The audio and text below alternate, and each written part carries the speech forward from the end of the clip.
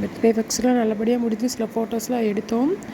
நான் உங்ககிட்ட ஒன்று சொல்லிக்க விரும்புகிறேன். என்னோடய காலகட்டங்களில் நான் இந்த மாதிரி இருக்கிறப்பலாம் பிறந்தநாள்னு ஒன்று எங்கள் வீட்டில் கொண்டாடினே கிடையாது.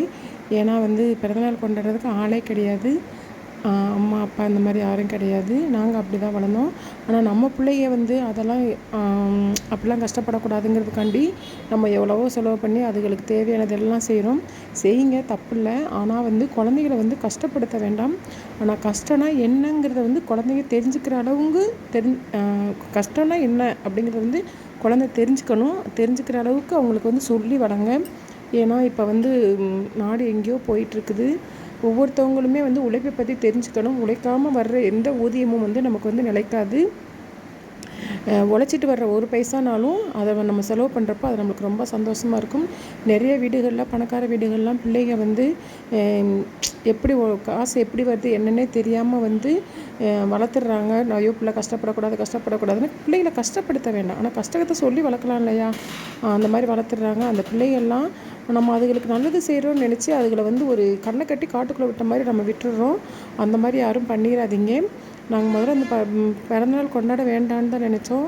என் பொண்ணு கொஞ்சம் அடம் பிடிச்சா சிம்பிளாவது வைக்கலாமா அப்படின்னு சொன்னால், அதனால தான் அவளுக்கு சிம்பிளாக ஒரு ட்ரெஸ் எடுத்து சரி கொண்டாடலான்னு சொல்லிட்டு ஒரு 4 பேரை வச்சு அதில் அந்த பிள்ளை முகத்தில் ஒரு சின்ன சந்தோஷம். அதை பார்க்குறப்ப நம்மளுக்கு ஒரு சின்ன சந்தோஷம். ஆனால் நான் சொல்லியே சொன்னேன், இங்கே பாரு, பிறந்தநாள் கொண்டாடணும், ரைட், ஓகே தான்.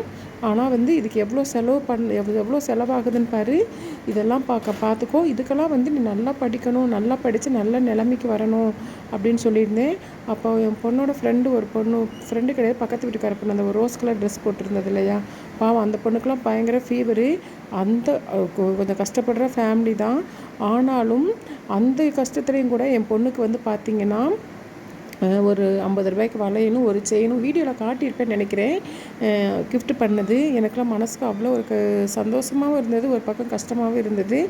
எப்படியெல்லாம் இவ்வளோ கஷ்டத்துலேயும் நம்ம பொண்ணுக்கு அந்த பொண்ணு கிஃப்ட் வழங்குதே அப்படின்னு சொல்லிட்டு, அந்த மாதிரி நான் அதையும் சொன்னேன் என் பொண்ணுகிட்ட, பாரு அவங்க வீட்டில் அவ்வளோ கஷ்டம் இருந்தாலும் அந்த பொண்ணு உனக்கு கிஃப்ட் கொடுக்குது அப்படின்னு சொல்லிட்டு அதனால் நான் இந்த வீடியோவில் என்ன சொல்லிக்க விரும்புகிறேன் அப்படின்னா, பிள்ளைகளோட பர்த்டே ஃபங்க்ஷன், அந்த ஃபங்க்ஷன் இந்த ஃபங்க்ஷன் சொல்லிட்டு நம்ம நிறையா காசு செலவு பண்ணுவோம். செலவு பண்ணுங்க, வேணாங்களா? ஆனால் அதை அந்த பிள்ளைங்க உணரணும். இன்றைக்கி நம்ம அந்த பர்த்டே ஃபங்க்ஷனுக்கு ஒரு 2000 செலவு பண்ணுறோம் அப்படின்னா, அந்த 2000 சம்பாதிக்கிறதுக்கு நம்ம எவ்வளோ கஷ்டப்படணும், நம்ம அம்மா அப்பா எவ்வளோ கஷ்டப்படணும், நம்ம பின்னாடி லைஃப்பில் நம்ம அந்த 2000 பார்க்கணும், நம்ம எவ்வளோ கஷ்டப்படணும் அப்படிங்கிறத ஒவ்வொரு குழந்தையும் புரிஞ்சுக்கணும். நான் என் பொண்ணுகிட்ட அப்படி தான் சொல்லி வளர்க்குறேன். என்னென்னு தெரியல, நான் என்ன சொன்னாலும் அது புரிய மாட்டேங்குது. ஆனால் இப்போ இன்றைக்கி இல்லைனாலும் என்றைக்காவது ஒரு காலத்தில் அது புரிஞ்சுக்கும்.